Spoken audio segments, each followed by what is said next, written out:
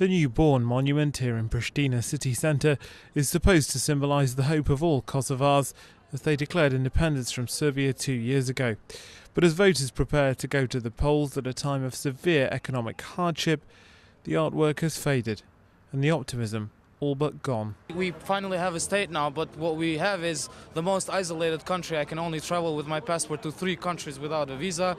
I can travel to additional 30 with a visa, and then or 50, and then the rest, which is 70% or even more of the countries, I cannot travel at all, unfortunately.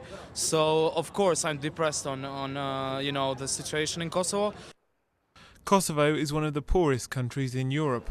More than 60% of the population is under 25, and youth unemployment stands at more than 70% according to some estimates. But political leaders here are struggling to get young people involved in the first election since the country's independence.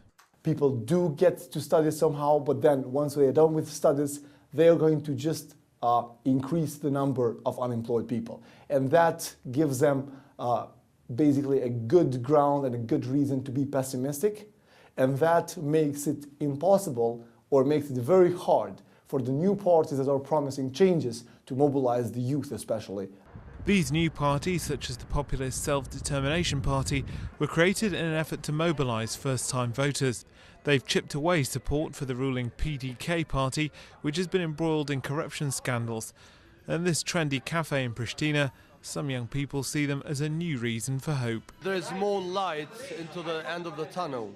You know, the end of the tunnel is going to be quite long as well, but there is some light to see where the tunnel's heading.